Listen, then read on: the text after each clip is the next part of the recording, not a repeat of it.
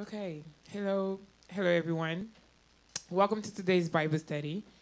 We thank you guys for your presence. We bless the name of God for having all of you guys log in. Make sure you do share the link with everyone if you can, your family members, for everybody assisting. Make sure you grab your Bible because this is going to be a very good Bible study. We are here with, of course, Mama Gina Adu and Mama Eliane Tano. And I'm going to let them present themselves before we bow our heads down for prayer. Mama Gina. Bonsoir à tous. Je suis Regina Dou, comme elle a dit. Je suis la fille du roi des rois, ambassadrice du royaume des cieux sur terre. Amen. Je suis la partenaire en Christ du pasteur Landry Adou, avec lequel j'ai le privilège d'avoir 4 enfants. Et je veux d'ailleurs lui dire bonsoir et puis merci pour la permission de participer à ce panel. Amen. Bonsoir à tous. Very good, Mama Gina. Mama Eliane. Bonsoir à tous, moi c'est Eliane Tano. J'ai un grand Dieu, mais je suis toute petite. Alors, je veux saluer tout le monde, toutes les femmes en particulier. Happy Mother's Day pour l'Afrique and Happy Belated Mother's Day pour les États-Unis. J'aimerais me présenter rapidement Eliane Tano, mère de Elijah, Christian et Ethan, mariée à Paul Tano. Enchantée. D'accord.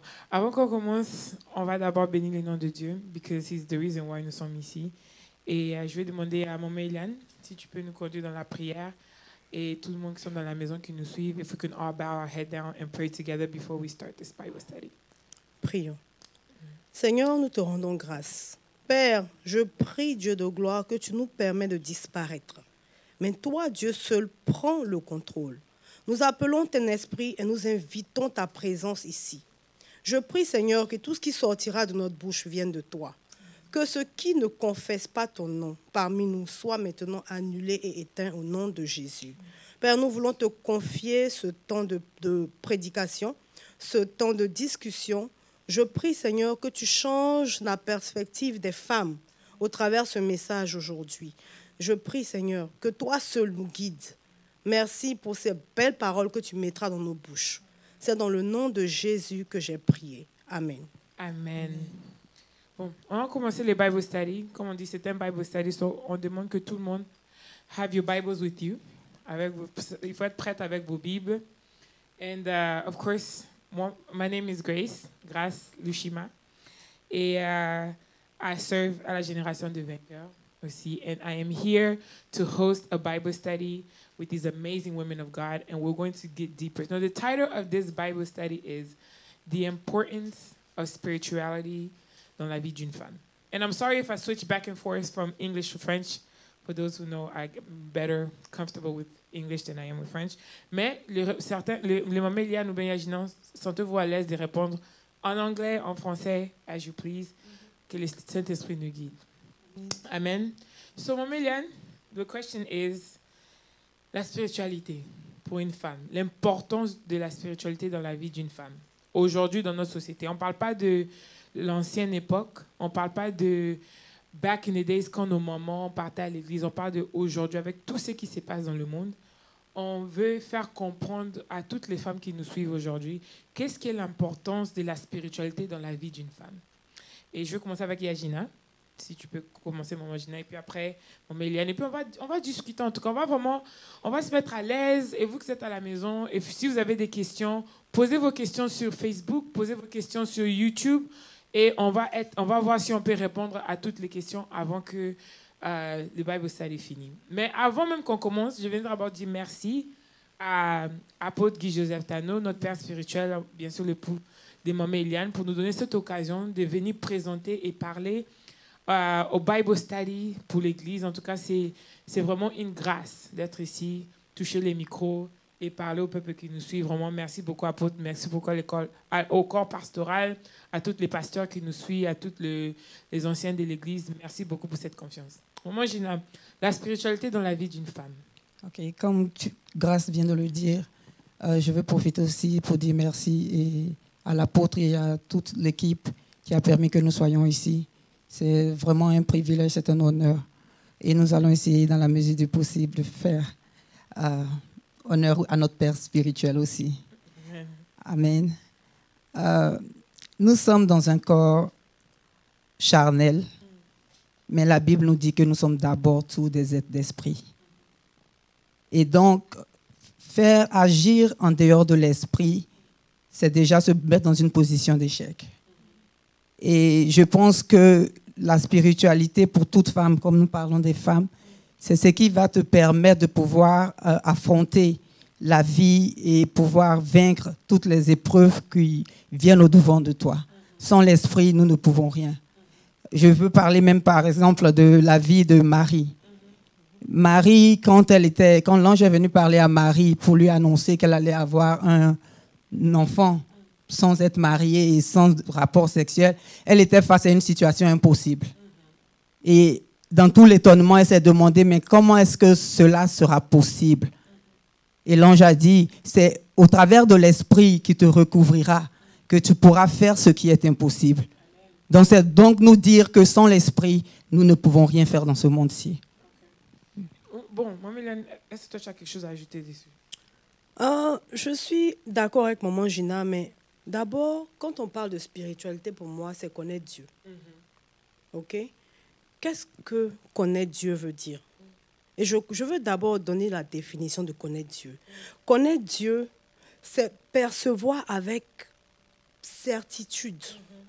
C'est percevoir avec certitude et comprendre la nature de Dieu, comprendre qui est Dieu. Avant de devenir une femme spirituelle, un homme spirituel, je crois que tu dois d'abord apprendre à connaître Dieu. OK? Connaître Dieu, ça veut dire que tu dois arriver au point où tu ne doutes pas de la personne de Dieu. Tu ne doutes pas de qui il est et de quoi il est capable de faire. Si je veux me référer à un passage, je peux prendre rapidement Job 42 au verset 5 où il a dit que mon oreille avait entendu parler de toi, mais mon œil t'a vu.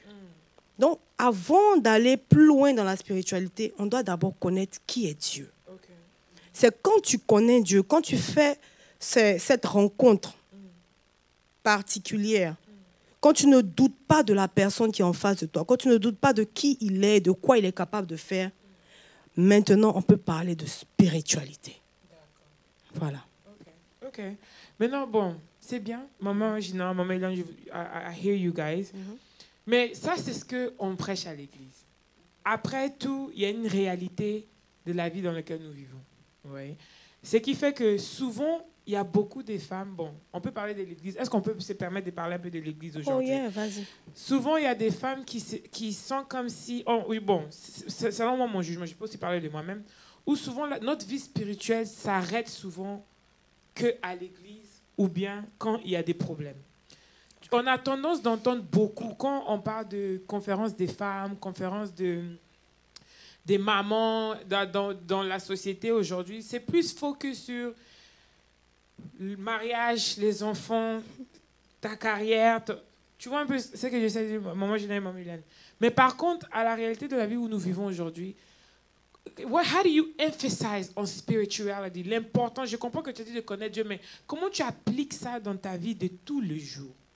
Cette relation avec Dieu, pas ce qu'on entend en l'église, not a superhero side, où on dit, ouais, il faut prier, mais it's very difficult for some women to apply une vie spirituelle, a consistent spiritual life. Qu'est-ce que you guys can say today, or what are some examples, some Bible verses that can help somebody to continue to walk with God on a daily basis? Pas seulement dimanche, mercredi, ou bien vendredi, ou bien quand ça ne va pas dans le foyer, ou bien on veut se marier, ou bien... Qu'est-ce que vous pouvez dire de ça? Comme Maman Eliane vient de le dire, la spiritualité commence avec connaître Dieu. Et donc, quand tu connais Dieu, tu as la notion que Dieu ne s'arrête pas seulement à l'église ou seulement dans un domaine spécial de ta vie. Mais parce que tu le connais, tu sais qu'il est partout, avec toi et en tout temps. Donc, ta spiritualité et ta relation intime avec Dieu fera que tu ne vas pas démarquer Dieu même de ton boulot. Tu ne vas pas démarquer Dieu de tout ce que tu entreprends. Et tu comprends que parce que tu sers un Dieu qui est un Dieu d'excellence, qui est un Dieu qui aime les bonnes choses. Ça fait que tu appliques cela à tout ce que tu fais. C'est-à-dire, ce n'est pas seulement dans le mariage, ce n'est pas seulement dans les études, mais dans tous les domaines de ta vie. Tu ne peux pas démarquer Dieu. Tout ce que tu le fais avec Dieu. Tu comprends? Mais bon, moi, ce que j'essaie de comprendre un peu, c'est bien de dire connaître Dieu. Comment, how do you know God? C'est ça ma question en fait, parce que on peut dire ta relation avec Dieu, connaître Dieu, mais how do you know God? How do you know that? Donnez-moi un peu quelques exemples de votre propre vie. Cela se base. How do you know God en fait? Ok, excuse-moi de te couper, mais je veux dire que cela se base sur ton expérience personnelle. Ton expérience personnelle que tu as traversée. Tu sais, quand par exemple, nous, quand on n'était pas chrétiens, on avait ce qu'on appelait hatred. C'est un exemple simple. Quelqu'un t'a fait du mal. Et en tant que commun des mortels, on a tendance à build hatred. Tu vois, notre but premier, c'est de quoi? C'est de nous venger. Tu décides de donner ta vie à Christ, tu rencontres Christ. Tu viens avec ce côté bold où tu vas à l'église et tu dis, mais ce pasteur, qu'est-ce qu'il raconte? La personne m'a hurt, c'est n'importe quoi. Et tu te rends compte que tu dois, au fur et à mesure que tu t'approches de Dieu, c'est pour ça que je dis connaître Dieu. Au fur et à mesure que tu t'approches de lui, tu sens une paix qui t'anime et tu ne sais pas d'où vient cette paix-là.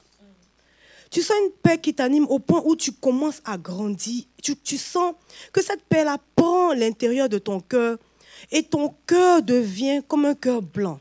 Et tu te dis, oh, c'est ça l'amour agapé, où on dit que Dieu est amour. Et tu te rends compte que tout ce qui est hatred, tout ce qui est problème de la vie, tout ce que tu as traversé, tout le mal qu'on t'a fait, toutes les blessures que tu as reçues on a daily basis, tu regardes la personne et tu dis, je ne peux pas te haïr. Parce que le Dieu que tu sers, il est le Dieu amour. Comment tu vas haïr quelqu'un qui t'a blessé? Ça, c'est juste un exemple d'une expérience, par exemple, de connaître Dieu. C'est que, après avoir traversé ce que tu as traversé, après avoir vécu tous les aléas de la vie, toutes les difficultés personnelles que tu as vécues, et tu te mets là et tu vois que cet homme-là aussi, il était à la croix. Et pendant que les gens étaient en train de le frapper, pendant qu'il était en train de recevoir tous les coups, on a vu la passion du Christ, nous tous. Pendant qu'il est en train de recevoir tout ça, il dit, pardonne-leur, car ils ne savent pas ce qu'ils font. Donc lui-même, là, il est amour. Et quand tu entres dans sa présence, quand tu deviens son enfant, et tu viens avec tout ce bagage, quand il te dit, venez à moi, vous qui êtes fatigués et chargés, je vous donnerai du repos. Tu décides intérieurement. Connaître Dieu, c'est prendre une décision personnelle de laisser tomber. Décision personnelle. Une décision personnelle de laisser tomber. Okay. Tout ce que tu as vécu, tout ce que tu as traversé. Et tu déposes à ses pieds et tu crois à lui de manière inconditionnelle. D'accord. C'est là où j'ai arrivé un peu, Maméliane. Merci pour ça, ta réponse. Merci pour ta réponse, Maméliane. Une décision personnelle. La Bible dit que il y a des... Bon, avant même que j'arrive dans la Bible, il y a une certaine marche chrétienne qu'on doit avoir en tant qu'enfant de Dieu. Ça, c'est quelque chose de général qu'on parle. Tout le monde, on parle, l'Église, on parle. Mais en tant que as women, as you can say, there's a decision that you have to make, right, in your own personal life, to consistently imply God in everything you do.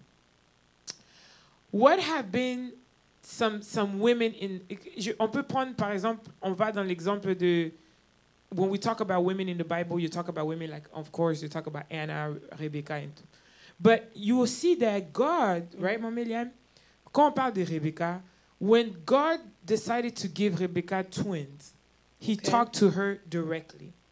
Yes, he did. He did not go through her husband. Now, in order to build that type of relationship with God, what is something that you, Maméliane, ou bien Maman Ginette, that you guys practiced on a daily basis that you did outside of your husbands? Because being that vous êtes les femmes de pasteur, so it's easy to say, well, my husband prays, so I'm good. Right? I mean, Je suis sûre qu'il y a beaucoup de femmes qui sont là-bas, les prochaines, les futures first ladies des églises, qui comptent sur la prière de leur mari. But I want you guys to explain to us. Rebecca, God went to her.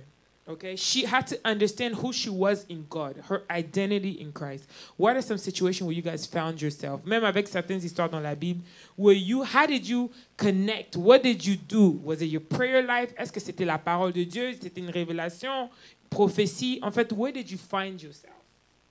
If my question makes sense. Are you asking me? Yes. Okay. Where did I find myself? Yes. First of all, tu donnes ta vie à Christ. Voilà. OK? Tu deviens femme de pasteur, mais femme de pasteur is just a title. Yes. L'homme de Dieu, il a son appel, il a son calling. Mais il y a une chose qu'on doit savoir. C'est pas parce que tu es marié avec un homme de Dieu que ta vie s'arrête. Tu ne dois pas toi-même chercher qui est Dieu. Tu dois avoir first of all une vie de prière. Et quand tu décides de te donner cette vie de prière, j'ai tendance à l'appeler un rendez-vous divin. Donc, ce rendez-vous-là, tu le prends avec Dieu. Et tu donnes ce rendez-vous à Dieu à une certaine heure, à un moment précis de ta vie. Tu vas, tu l'expérimentes. Tu sens sa présence, tu vis avec lui, tu communiques avec lui comme s'il était en face de toi. Tu lui parles. Et au fur et à mesure que tu lui parles, vous commencez à build a relationship. La relation que tu commences à build avec Dieu n'a rien à voir. Alors là, rien à voir avec la relation qu'une femme a avec son mari. La femme de pasteur a avec son époux. Ça n'a rien à voir. Toi, le salut est personnel, ça c'est un. Donc toi, tu dois d'abord chercher en toi. Comment tu peux commencer à build cette relation. Je veux prendre un exemple simple. Il y a une femme dans la Bible, on parle de la Sunamite. Oui. Tu sais, cette femme, elle était riche. Oui. Elle avait beaucoup d'argent. C'est parce que je crois personnellement qu'elle avait build a relationship avec Dieu, qu'elle a perçu ces hommes de Dieu là. Elle a su que c'était des hommes de Dieu. Et elle les a invités dans sa maison. OK? Elle les a invités dans sa maison et elle a tout fait pour leur faire plaisir sans pour autant chercher quelque chose en particulier. Okay. Pourquoi? Parce qu'elle avait déjà établi une relation avec Dieu. Et elle s'est dit que I have money, c'est vrai. Mais je vais utiliser mon argent à bon escient pour l'œuvre de Dieu. Ce que beaucoup de femmes le font en ce moment. Tu décides de donner ta vie à Christ et tu commences à faire des dons à l'église et tout ça. C'est pratiquement, si on veut mettre ça dans la vie pratique, c'est ce que cette femme a fait. Et l'homme de Dieu a vu l'état de son cœur. Et comme il ne peut pas lui parler directement, parce que c'est quand même un homme de Dieu, il a assez de respect, il parle à son serviteur et puis il dit, mais qu'est-ce que je peux faire à cette femme-là? Et le serviteur lui explique que cette femme-là n'a pas d'enfant. Mais ce qui me plaît, c'est qu'elle a tellement établi sa relation avec Dieu que quand l'homme, le fait de ne pas avoir un enfant, elle ne s'est pas fâchée avec Dieu. Elle n'a pas dit à Dieu, Seigneur, tu ne m'as pas donné d'enfant, donc je ne peux pas te servir. Je vais utiliser mon argent pour nourrir peut-être les gens du dehors. Elle ne l'a pas dit. Qu'est-ce qu'elle a fait? Elle a utilisé son argent pour l'œuvre de Dieu. Elle a montré à Dieu que tu me donnes ou tu ne me donnes pas, I will follow you. Mais est-ce que, on reste sur cette femme, la Sunamite. I'm starting kind of to see the description of Jesus in this. Je ne sais pas si vous voyez Jésus dans cette description. Parce que je vois Christ. I'm seeing Christ in this to a point where, comme tu dis, Maman Eliane, cette femme she was serving God without having what normal women will ask or will need to have. Parce qu'on s'est dit que pour être une femme doit avoir un mari, des enfants et des biens.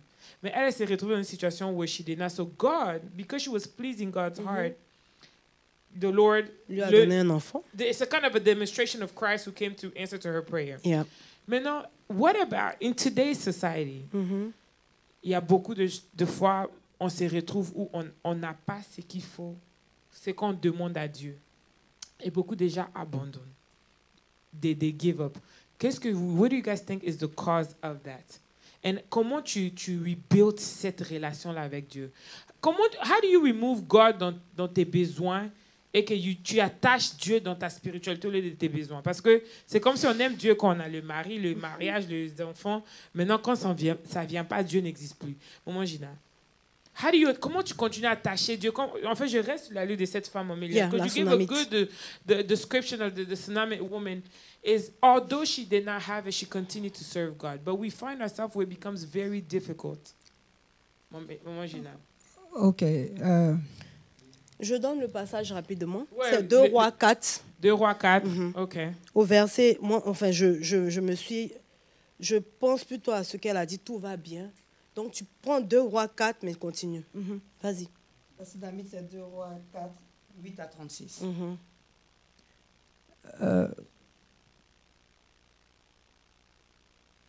Non, je voulais dire, il faudrait commencer par savoir qu'on n'a pas de relation avec Dieu parce qu'on veut quelque chose de lui.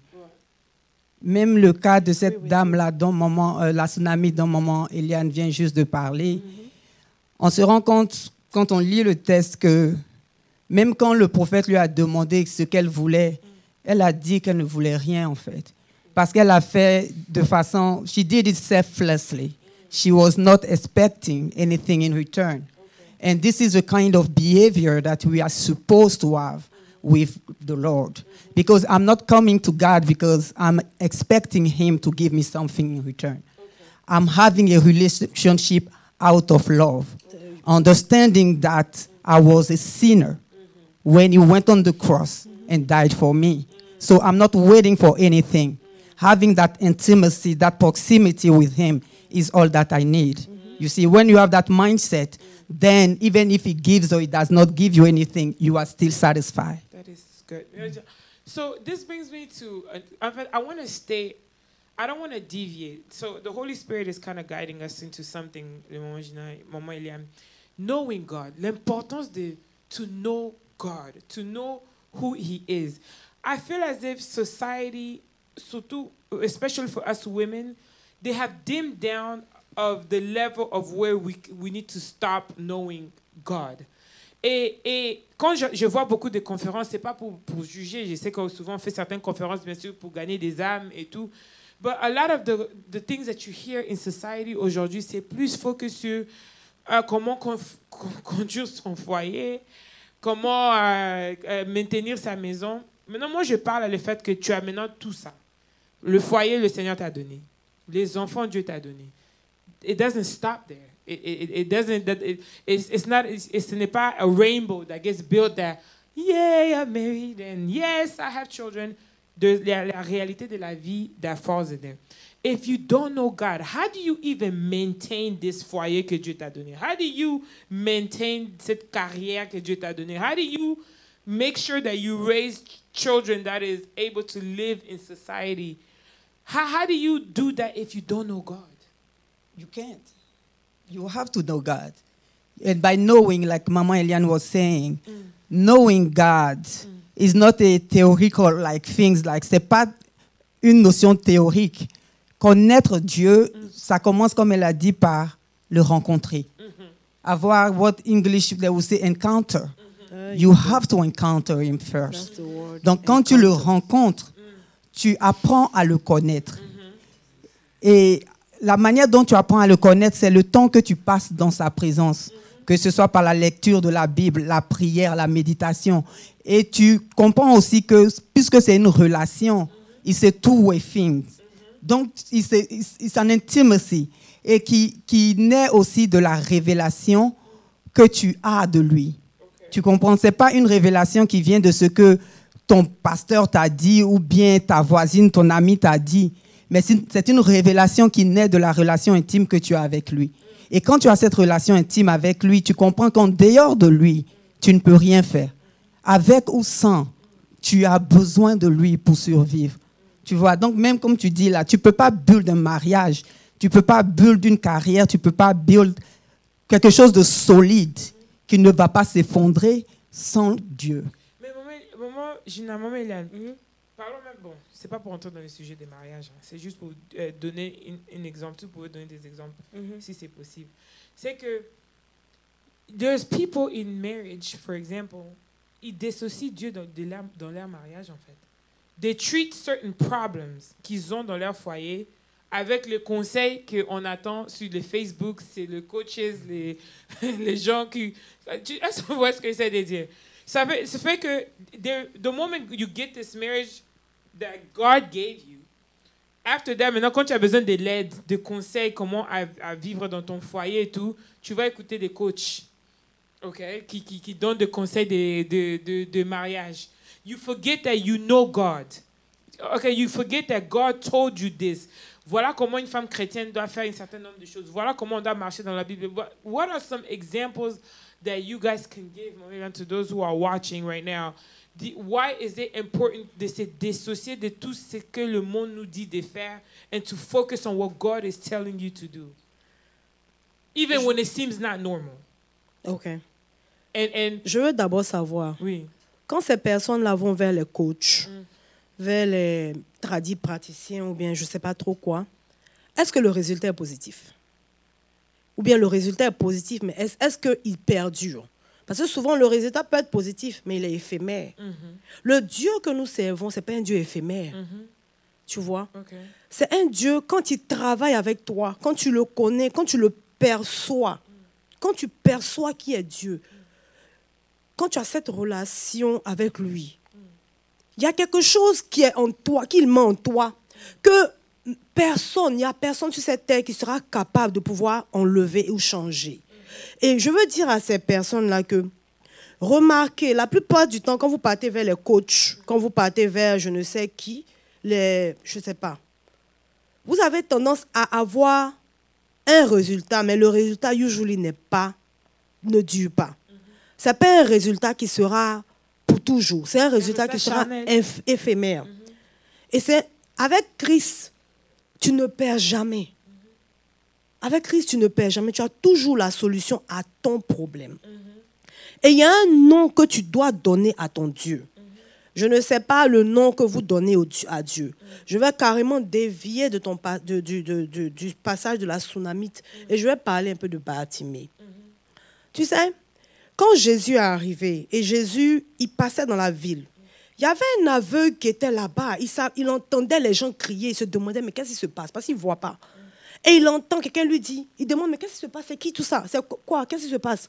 Et on lui dit, c'est Jésus de Nazareth. Bartimée, il connaissait qui était Dieu. Parce que quand il a appelé Jésus, il a dit fils de David. Il n'a pas dit petit, ou bien il n'a pas dit Jésus de Nazareth. Il a dit fils de David. Pourquoi est-ce qu'il a fait? C'est parce qu'il avait la connaissance de qui était Dieu. C'est pour ça que quand j'ai commencé, j'ai parlé de connaître Dieu. Quand tu établis cette relation avec Dieu, tu finis par lui donner l'attribut. C'est comme une relationship où il communique avec toi. C'est un boomerang. Tu parles avec lui et il te parle et il va te transmettre le message de qui il est. Et quand il te dira qui il est, il va te donner l'attribut, le nom qu'il aimerait que tu utilises quand tu veux t'adresser à lui.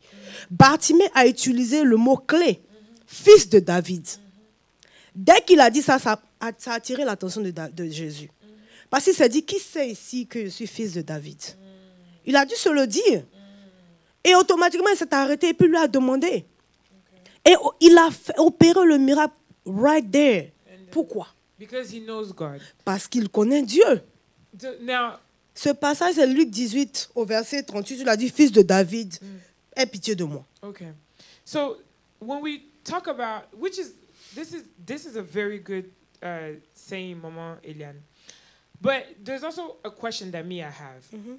There's a particular attitude. In fact, this question comes from the Bible verse of Hebrew 4,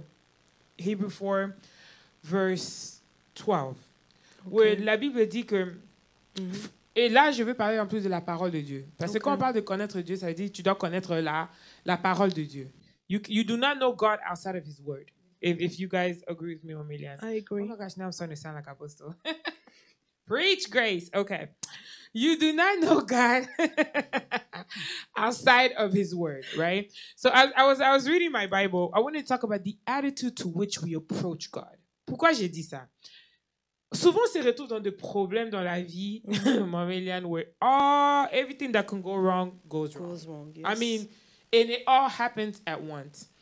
Et souvent, même avec des conversations avec le Père spirituel, tu vas l'appeler avec le problème que tu as et il te donne une réponse qui n'est pas favorable, especially me.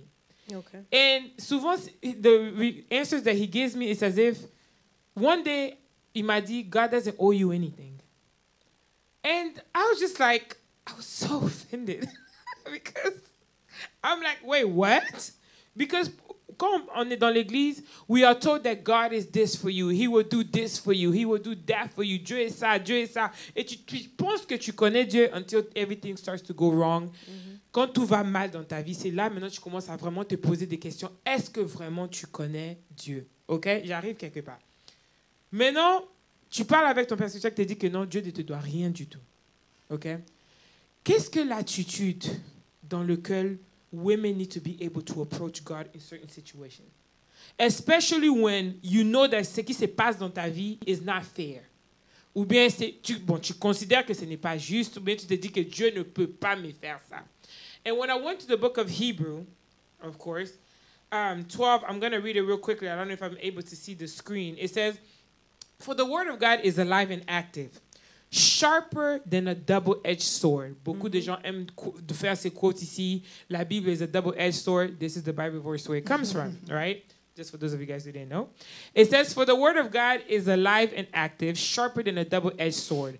It penetrates even to dividing soul and spirit, joints and marrow. It judges through an attitude of the heart." This is what my Bible verse says. It judges to the attitude of the heart. Now, you could know God through His actions. You could know God through the things that He's done for you. But God is telling you that His word judges you by the attitude of your heart. C'est que les gens ne voient pas. Les Alléluia, Amen que les gens ne voient pas. Qu'est-ce que tu dis dans ton cœur? Qu'est-ce que tu fais dans ton cœur? Can you guys talk a little bit about this verse? Elaborate, Maman Gina. La parole de Dieu est un couteau à double tranchant. Tu as mentionné earlier, you said that on ne peut pas connaître Dieu en dehors de sa parole. Et donc, c'est au travers de la parole de Dieu que c'est comme un miroir. C'est en lisant la parole de Dieu, c'est en méditant sa parole que tu parviens à connaître ce qui est bien de ce qui ne l'est pas. Et à cause de la relation que tu as avec lui aussi, tu sais, le plus tu t'approches de quelqu'un, tu commences à copier ses attitudes, n'est-ce pas? Et donc, le plus de temps tu passes avec Dieu, le plus de temps tu passes dans sa présence, l'intimité que vous avez, ça fait que vous commencez à partager certains attributs. Ça fait que sa nature commence à dépeindre sur toi. Et donc, quand tu lis la parole de Dieu et tu t'examines toi-même, parce que la Bible nous dit que nous devons nous examiner nous-mêmes. Et donc, au travers de la parole de Dieu qui est ta lumière, tu parviens à t'examiner toi-même. Et ton cœur maintenant te convainc, ton cœur, à cause de l'Esprit de Dieu qui est en toi, tu parviens à savoir, am I doing what the Bible is asking me to do? Am I walking the way the Lord is asking me to walk? Et donc, c'est en fonction de ça que tu peux discerner, tu peux faire la part des choses et savoir. C'est ton cœur qui te convainc. Ce n'est pas ce que les gens vont dire, mais quand à la lumière de la parole, tu parviens à savoir ce que tu fais, si c'est en accord avec ce que la parole de Dieu te demande de faire ou pas. Et maintenant, en fonction de ce que tu vois toi-même, tu décides de t'orienter comme il se doit. Mais attends, Maman Gina, ça c'est ce que... This is good, but I still have a question. Parce que là, on parle de comportement, attitude, vers, bien sûr, quand on parle de ça, on parle de péché, des comportements. Moi, je me dis que ici, tu n'as pas péché. Je prends un exemple très clair et très simple. Une mère qui perd son enfant, par exemple. Très clair et très... Because c'est contre la nature, normally. It's children that buries their parents, not the other way around. This is how it seems to us. You think you know God. You act right. You pray, you tithe, you do everything correctly like you're supposed to do, and then you lose a child. What attitude? Parce que là, we're talking about, you guys are mothers, you know, l'amertume, pain. And I'm talking about this level of disagreement with God. Quand tu arrives dans ces niveaux-là where you don't know if you have God in your life or you don't know have you God. How does the word of God here penetrate the double-edged sword that it's talking about? What is the attitude that you have towards God in this type of situation? You said it earlier. Apostle told you, God does not owe you anything. Exactly. But he's a merciful God, Oh right? no, yes, he is a merciful God, but He's a his God of ways, grace, right? his ways are not our ways. And there is something that we need to understand. Yes, as human being, losing a child is painful. It hurts. And we may see it as, comment je peux dire, ça fait mal, c'est vrai. Mais la parole de Dieu dit, je dis ça avec beaucoup de compassion pour celles qui ont eu à traverser cela. C'est vrai, ça fait mal. Mais toute chose concourt au bien de ceux qui aiment Dieu. Amen. Et qui sont appelés selon son dessein. Amen. C'est-à-dire, oui, tu as perdu ton enfant dans la chair, ça fait mal. C'est difficile. Mais Dieu va se glorifier au travers de cela. Et parce que tu as je reviens encore toujours sur cette intimité avec Dieu. Parce que c'est ce qui fait la différence. Quand tu le connais, je parle de connaître de façon intime. Quand tu le connais et que tu as cette communion-là avec lui et qu'il te parle, la paix qu'il te donne, même au milieu de la douleur, même au milieu des tribulations, ça n'a pas de pareil. Même en tant que tu es en train de pleurer la perte d'un enfant, mais parce que tu as Dieu, il y a une certaine paix dans ton cœur qui te dit, ça ira. Voilà. Donc c'est important. En fait, it's imperative, Mama Eliane, to have God in your life. But for some reason, people don't take it seriously. Parce que souvent, Maman Gina, et c'est pas un jugement, c'est juste une conception que j'ai vue dans l'église surtout. When you start to see a little blessing in your life, people easily deviate from God. Donc, ce qui fait que moi-même, je pense, ça c'est mon opinion, moi-même, je pense que Dieu même vient chauffer ta maison un peu pour te remettre là où tu étais. Tu as dit ce que je voulais dire. Ah, vas-y, Maman Eliane. Can you elaborate on that? Parce que... J'appelle ça la zone de confort. Ah, ok. Tu sais, quand Dieu te bénit, tu es tellement confortable que Dieu devient comme une routine pour toi. C'est la zone de confort.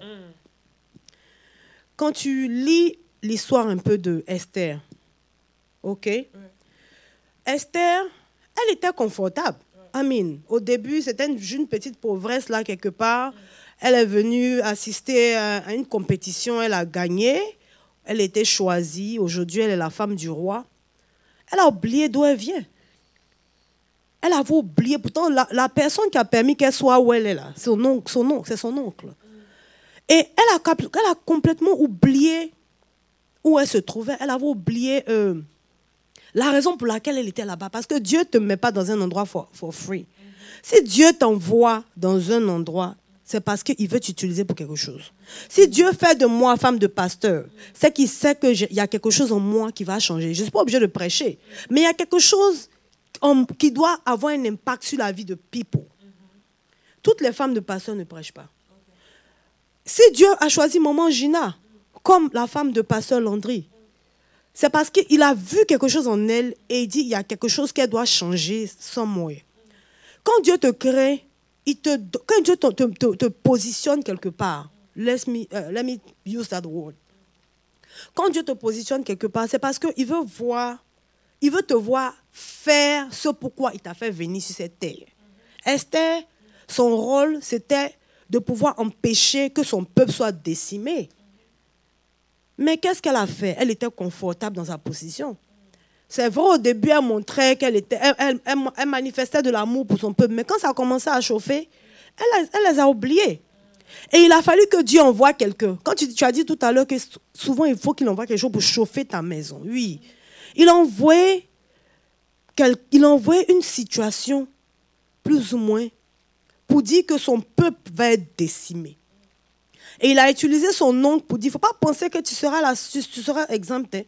Toi-même, là, tu as la même chose que nous. Donc, quand ils vont nous tuer, tu vas faire partie des gens. Tu vois? Alors, quand elle est revenue à elle s'est souvenue qu'elle avait une relation avant avec Dieu. Quand elle n'était rien, il y avait une personne seule qui la prenait comme elle était.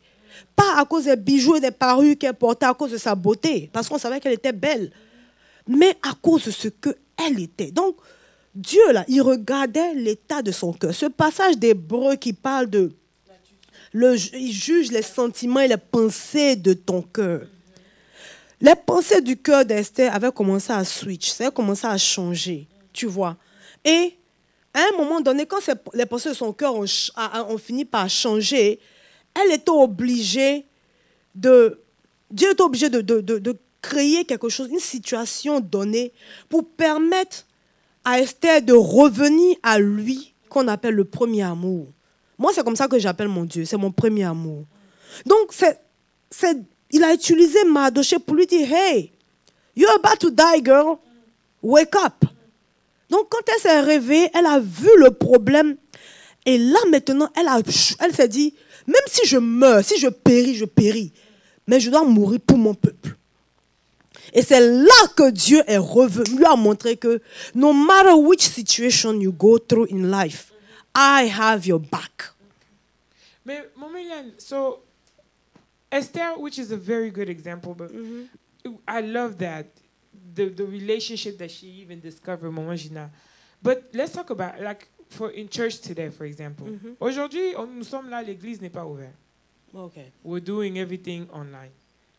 Yes. It's no shade, but normalement, on a beaucoup de membres dans l'église. Mais quand nous montons dans certains lives, que ce soit comme un mercredi, aujourd'hui ou bien un dimanche, tu sens vraiment que, people are kind of a little bit disconnected with everything that happened in the world qu'on n'avait pas le choix.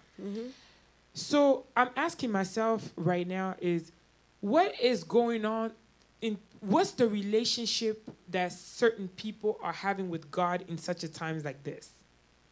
What is their outlet? Parce que là, il n'y a pas dimanche, on n'impose pas le main, il n'y a pas de prophètes qui sont devenus pour nous. So, how are you keeping up with your relationship with God in a time such as this?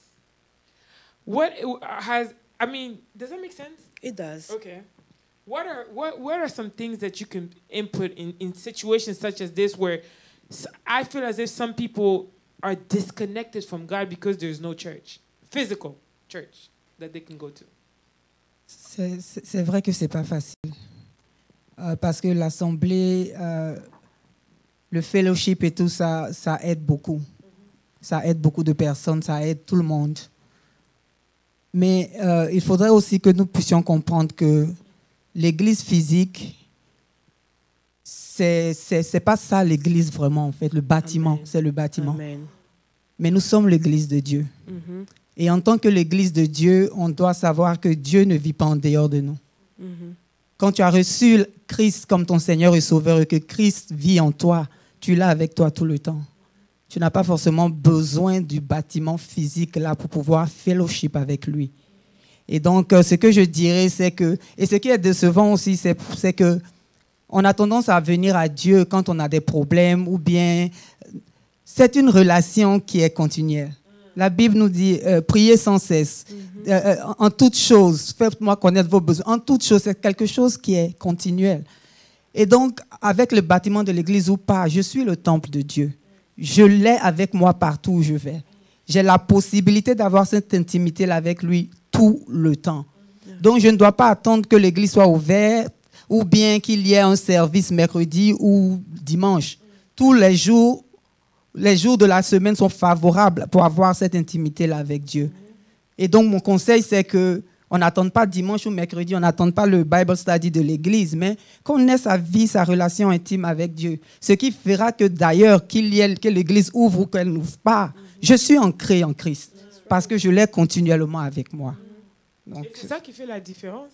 Yeah. Momiliane, Is that what makes a difference with people who know God or people who come to take from God? Yes. I want to differentiate. Yes. And this brings me to the question that I'm trying to ask is, if one day, Mama Eliane, Mama Gina, the Holy Spirit comes down and says que il n'y a pas l'enfer, ça n'existe pas, par exemple, c'est juste une question. How many people do you think will continue to serve God? Combien de femmes tu penses qui vont rester ancrées dans les Seigneurs? Parce que c'est comme si, moi je pense, c'est comme si beaucoup de gens servent Dieu parce qu'ils ont peur de l'enfer. Pas parce qu'ils aiment Dieu. Toi, tu le sais pourquoi? I don't think so. Grâce, je crois que c'est C'est comme si, Maman Gina, Maman Eliane, c'est comme si, parce qu'on dit d'aimer, en fait, on doit apprendre à aimer Dieu no matter what. Yes. Donc, il n'y a pas de raison on doit aimer Dieu. Mais là, je me dis, si un jour Dieu venait dire que non, vraiment, hein, je vais vous laisser encore quelques années, tout ça là, mais l'enfer n'existe pas. How many people do you think will stick to God? Combien de femmes tu penses que vont rester accrochées dans le Seigneur? Tu crois vraiment que les femmes qui sont allées laver, qui ont apprêté l'encens, les saintes, les parfums pour embaumer le corps de Jésus. Jésus était déjà mort. Apôtre a prêché sur ça dimanche. So, si c'était le cas, ces personnes allaient partir. Amen. On dit ton maître est mort. C'est comme si on dit une église est fermée. Chacun se cherche. Chacun va vivre sa vie comme il veut. C'est ça qui se passe. You know, but you don't know that. C'est ce que tu penses, mais c'est peut-être pas le cas. You know. Donc, on ne peut pas assumer parce que les gens ne se connectent pas ou bien les gens ne se mettent pas là en ce moment connectés ou bien les gens ne se connaissent pas le dimanche que automatiquement leur foi est perdue. Peut-être qu'ils ont une relation personnelle avec Dieu qu'on ne sait pas. Donc ça, c'est quelque chose qu'on peut dire entre parenthèses. Parce qu'on ne peut pas assumer. Right. Moi, je veux me baser sur ces femmes-là. Parce que Pasteur Moses a prêché dimanche, mais après, j'ai pris le temps d'écouter ce qu'Apôtre a prêché pendant Mother's Day. Et il a dit quoi? Il a parlé de ces femmes-là. La foi que ces femmes avaient. Tu vois? Tu vois, ta relation que tu as avec Dieu est une relation particulière. Chaque personne a sa relation à sa manière avec Dieu. Elles avaient leur relation avec Jésus. Elles pouvaient se dire, OK, le gars, il est mort, c'est fini, il ne va plus revenir. Mais elles se sont souvenues qu'il avait dit qu'il allait ressusciter. Donc, à cause de ça, là, de cet espoir, cette lueur d'espoir qu'elles avaient encore, qu'est-ce qu'elles ont fait? Elles ont embaumé son corps, comme si elles s'apprêtaient pour un event, moi je dirais. Parce que si tu vas et puis tu t'apprêtes les choses, les encens et tout, c'est parce que tu es en train de te dire qu'il y a quelque chose qui va se passer, il va y avoir un party, or something is gonna happen. Tu vois? Donc elles espéraient quelque chose, you know? Donc je me dis que ce n'est pas parce que tu ne vois pas une situation se passer que ça veut dire que la situation est. You know? Et je ne crois pas aussi que, comme tu as dit tout à l'heure, que si on dit que l'enfer existe, tu penses que la marche chrétienne, c'est comme une garantie. C'est que quand tu marches avec Dieu, tu dois aller automatiquement au paradis. It's not the case. Mais c'est pourquoi je pose cette question? Parce que c'est ce que beaucoup de gens pensent, en fait. C'est la relation plutôt que tu as avec Christ. OK. Mais je me dis que c'est ce que beaucoup de gens pensent, en fait. Ils se disent que il y a les gens souvent... Quand on vient leur dire que oh, il y a les sorciers dans ta famille, c'est là maintenant qu'on commence à chercher Dieu. Ou bien ils viennent dans l'église, ils viennent servir Dieu, ou bien leur vie des prières est conditionné is conditional to only les problèmes. Les problèmes dans la famille, les problèmes dans le foyer, les problèmes dans les études, les problèmes dans le travail, dans la carrière, je veux devenir. Mais ce que j'essaie de nous ramener que je voulais que I wanted you guys to touch on is how much do we love God, en fait? Exact. Que Dieu. En fait, on sait que Dieu nous aime. Il a déjà fait toutes ces épreuves pour nous montrer qu'il nous aime. Mais how much do we love Him back, Maman Gina, Maman Eliane? C'est ce que là j'ai mentionné à propos de l'enfer. C'est ce que j'ai dit. Si aujourd'hui on dit que l'enfer n'existe pas, combien de gens, ou bien combien de femmes, parce que comme on est là, we're in a woman talk, how many women will stick to God? God has given you what they're supposed to give you, Ou bien, on ne parle même pas des gens qui ont des problèmes en Méliane. On parle maintenant des gens qui vivent that perfect life. I hope they exist. Marriage perfect, children perfect, money is good, career is good. Do you take time to still pray? Do you take time to still seek God and search and love God? What is the reason that's going to keep you to continue to seek God? Si c'est pas parce que you just love Him. I will say that, mais je vais ajouter à ce que tu as dit. You need to love yourself. Okay. Parce que Dieu a dit que tu dois d'abord t'aimer. Si tu arrives toi-même à t'aimer toi, if you're able to love yourself like you love God, if you're able to love yourself, you'll be able to love God. Pourquoi? Parce que tu es une créature de Dieu. Celui-là qui t'a donné la vie, celui-là qui a mis en toi le souffle de vie, celui qui a décidé que maman Gina doit naître dans la famille tant. Grâce doit naître dans la famille qui passe ça.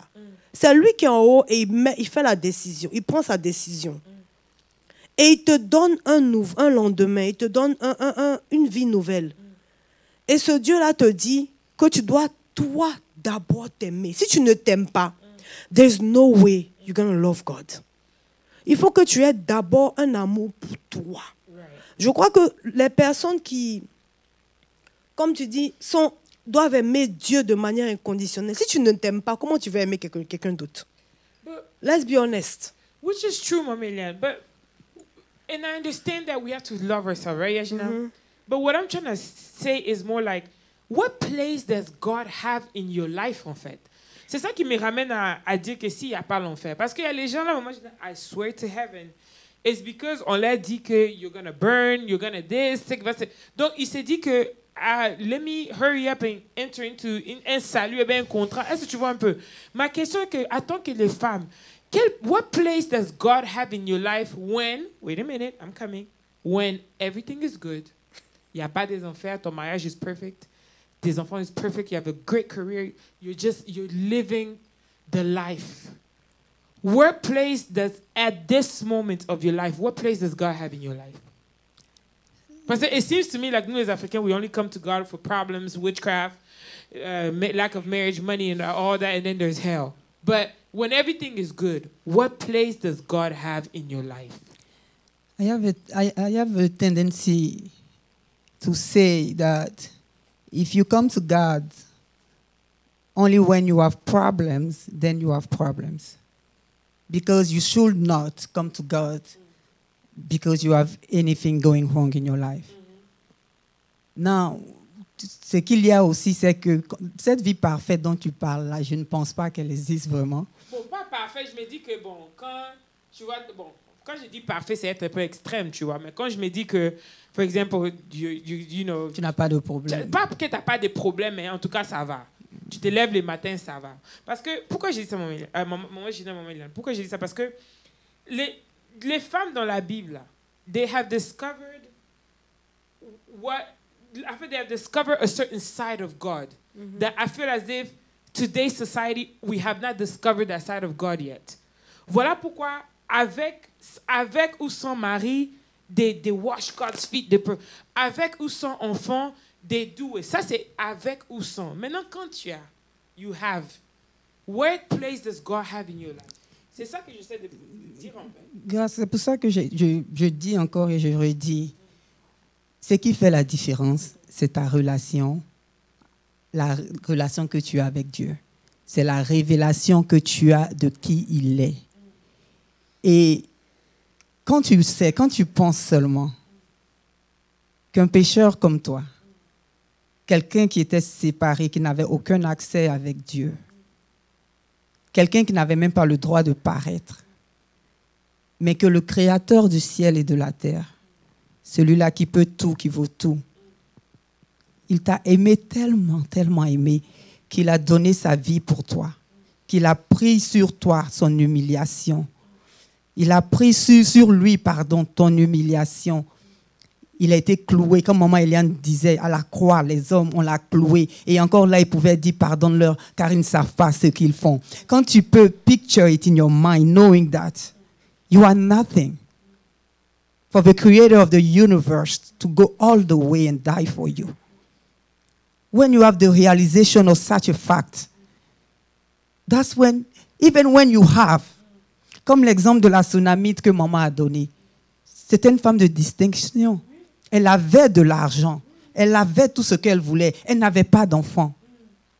Mais même quand elle n'avait pas d'enfant, ce qu'elle faisait pour Dieu, ce n'était pas pour que Dieu lui donne un enfant. La preuve, quand le monsieur lui a demandé « Qu'est-ce que tu veux que je fasse ?» Elle dit « Je suis satisfaite, je vis au milieu de mon peuple. » Parce que ce qu'elle attendait de Dieu, ce n'était pas l'enfant, ce n'était pas ce que Dieu pouvait lui donner, mais elle était satisfaite avec la relation qu'elle avait avec Dieu. Il demeurait le Tout-Puissant sans l'enfant. Il demeurait le roi des rois sans tout ce que nous pouvons chercher dans ce monde-là. Et donc, quand tu parviens à cette réalisation, cette révélation de Dieu, que tu aies de l'argent, que tu sois dans l'opulence, c'est là même que tu commences à être comme Dieu parce que tu as sa nature. Tu commences à donner. Le bien des autres t'importe. Ce n'est plus parce que quand tu as Dieu, quand tu le connais et que sa nature commence à te contaminer, it's no longer about you. Because even when you have, you understand that God gave it to you so that you may be a blessing for somebody else. You see, so it's not a matter of having or not having. But once you understand who He is and what He did for you, your mindset changes. Wow. Amen to that. Mama Gina, that's very deep. That's very deep. So, those women dans la Bible, Mama Eliane, Mama Gina, and I want to make sure I get my question correctly because I wrote it down in French, you know. C'est pour dire que, en fait, toutes ces femmes dans la Bible ont découvert, comme je disais, ont découvert un côté de Dieu qui fait que elles ont fait ce qu'elles ont fait pour Dieu, right? Mais comment ne pas laisser la société, la vie que nous vivons aujourd'hui, nous transformer? Parce que today, même les femmes chrétiennes s'appuient sur le monde pour vivre leur vie. Do you understand what I'm saying, Mama Eliane? So we have this point where on s'appuie sur le monde, le conseil que le monde nous donne, ou bien la réalité que le monde a dessinée pour dire que c'est comme ça doit être, c'est comme ça doit se faire. Et on n'a pas un niveau de connaissance de Dieu to do what you're saying right now. Do you understand what I'm trying to say? So for me, how do you not conform yourself to society? Comment tu t'attaches pas à ce que la société fait? Qu'est-ce que tu fais pour rester sur ce que, voilà ce que Dieu a dit, period. Ça bouge pas, ça monte pas. I mean, how do you maintain that? How do you not give up, en fait? Tu sais, Grâce, je crois que c'est pendant les épreuves de la vie que ta connaissance de Dieu est testée. C'est quand tu traverses une situation, que ce soit difficile ou pas, que les épreuves de la vie, c'est quand tu vis quelque chose, par exemple, une femme, ok, qui veut avoir un enfant, qui veut se marier. Elle a prié, elle a jeûné, elle a cru en Dieu, elle a mis toute sa confiance en Dieu, elle a mis tout en Dieu. Elle s'est dit que Dieu va faire, Dieu va me donner l'enfant. Elle a tellement prié que Dieu lui donne l'enfant. Dès qu'elle reçoit l'enfant, bien, plutôt, je reviens même, cette femme-là veut avoir un mari. Elle prie, et elle finit par trouver l'homme de sa vie. Maintenant, à cette période-là, then, she believed that God was capable of doing it. Okay? God was capable of doing it. Now, it's time for her to have a child. And she doesn't believe that God can do it. There you go. She doesn't believe that God is able to give her the child that she wants. So, c'est pour ça que j'ai dit tout à l'heure que c'est pendant les épreuves de ta vie que Dieu te teste. Il teste l'amour que tu as pour lui. Donc, excusez-moi de le dire, mais souvent, quand tu ne connais pas Dieu, ton amour pour Dieu devient bancal. Mais quand tu as déjà eu cette première conviction où tu savais que quand tu voulais te marier, il t'a donné le mari. Ouais. Ce même Dieu qui t'a donné le mari, là, il est le même. Il va te donner un enfant. Il va te donner un boulot. C'est que tu dois arriver au point où la négativité ne doit plus être ton partage. Tu dois juste mettre dans ta tête que God is gonna do it, no matter what. J'aimerais ajouter quelque chose, si tu permets. Maman Eliane a mentionné quelque chose et je veux aussi dire que même s'il ne le fait pas, il est demeure Dieu. Amen. En fait. Parce que souvent, on se dit que parce qu'il a fait, il m'a donné un mari, il va me donner un enfant. Et maintenant, quand l'enfant ne vient pas, on a tendance à être découragé. Mais le fait est que même s'il ne te donne pas l'enfant, il est toujours Dieu, il ne change pas. C'est-à-dire, avec l'enfant ou sans l'enfant, avec le boulot, sans le boulot, il te donne ce qu'il veut te donner au temps où il le veut. Tu comprends? Mais maman Gina, c'est cette connexion-là, les femmes, bon, pas toutes les femmes, certaines femmes n'ont pas ça. Ils vont à l'église, mais ils n'ont pas cette connexion-là avec Dieu. C'est de ça que je parle, en fait. Cette relation, cette connexion avec Dieu. Maman Eliane qui dit que le Dieu qui m'a donné ce travail, ou le Dieu qui m'a donné cette connexion, ou bien le Dieu qui m'a donné cette vision, is going to provide. Mais c'est comme si, along the way, là, le Dieu là, qui a commencé avec toi, il change. Il devient ton oncle, le sorcier, qui a un pouvoir sur ta vie que Dieu n'a pas. Parce que quand Dieu t'avait donné ce mari, ou bien cet enfant, ou bien ce travail-là, l'oncle là n'était pas... Dieu ne savait pas que cet oncle était devant. Ou bien cette sorcier, ou bien cette co-worker, or whatever was in the front. This is what I'm talking about. So people go to church and they don't have that connection. It's as if people forget. Women forget. So my saying to ask you guys this question, which will be our last question because we're being told that we only have a couple of minutes, is how, I know it's urgent. I know we're going to say, yes, it's urgent. You have to know God. But can you guys give a word that will speak to people or women that are watching us there? How crucial is it not to say the name Jesus and know the name Jesus or go to church, but how crucial is it, Mama Eliane, you can answer this, and then Mama Gina, I'll give you a question. How crucial is it to know God? How important is it to stick with God? Why should you not move from what he said, right, Mama Eliane?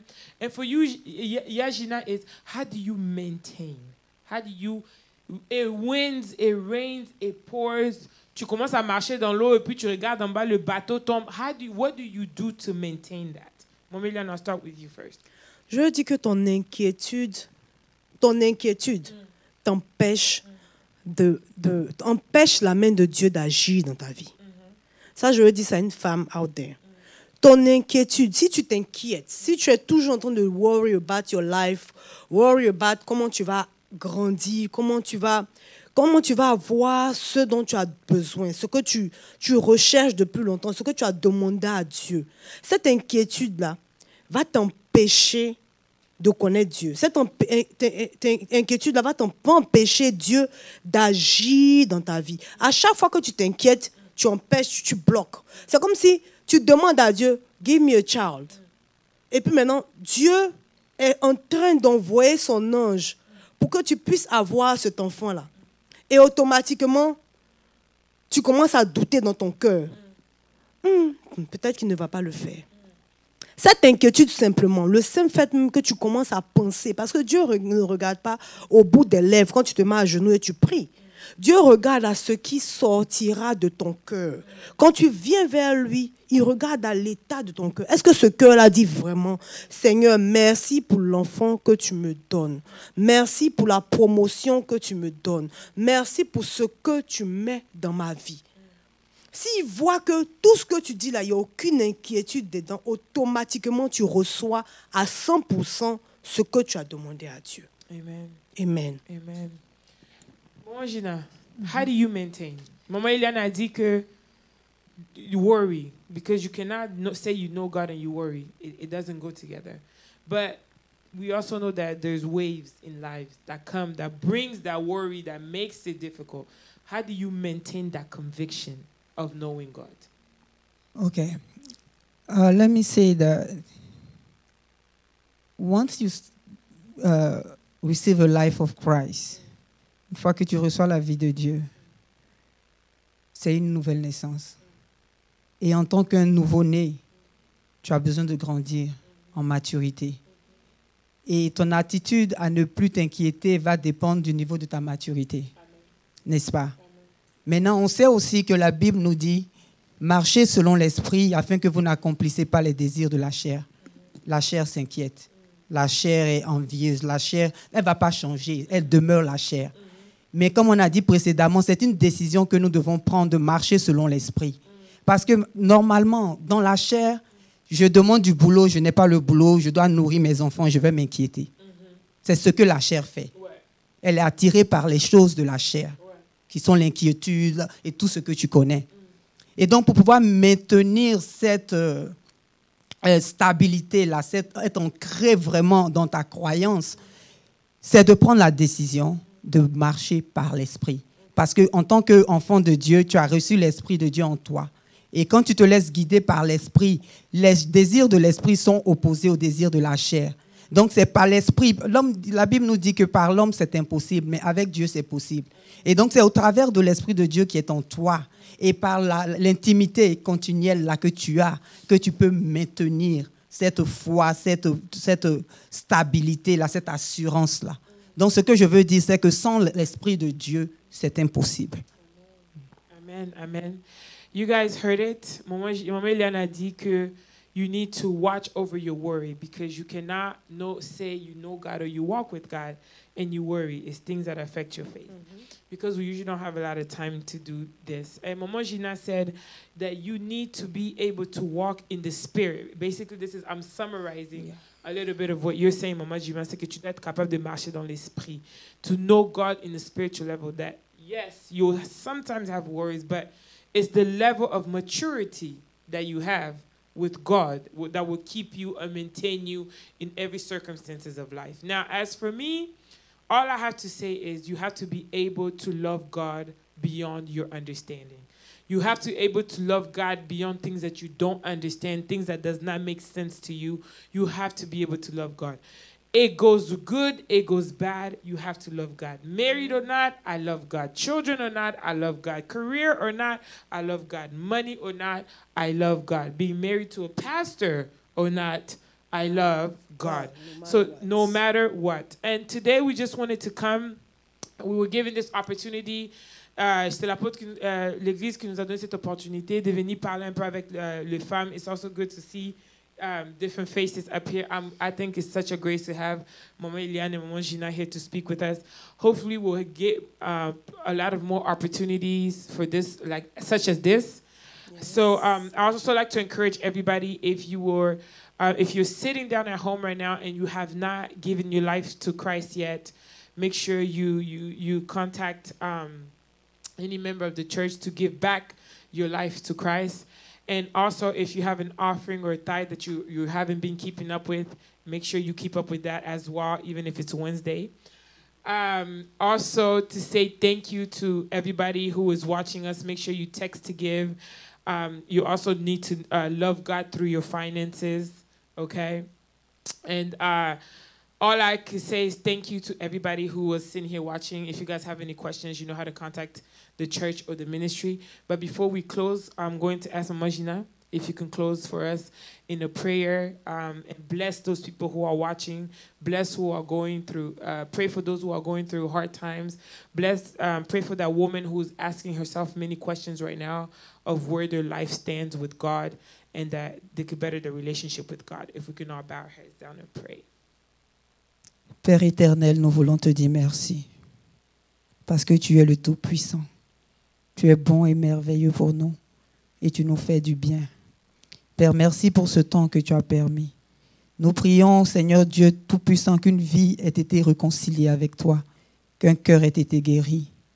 Seigneur Dieu Tout-Puissant, nous prions pour tous ceux-là qui ne te connaissent pas encore et que leur cœur soit réceptif pour te recevoir ta vie, Seigneur Dieu, abondante. Merci pour ce moment que tu as permis. Merci pour l'Église OMC.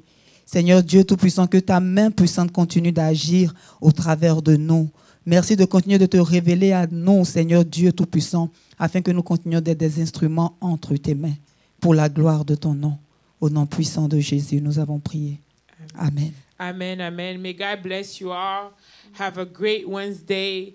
Make sure you do connect on Sunday for the service that we have every Sunday. And every Wednesday we'll be here. We have great things coming up. An announcement for those who are following. The church is already being worked on. So pretty soon we'll be able to see each other physically. May God bless you all. May you love God. Jésus est doux. Have a good night.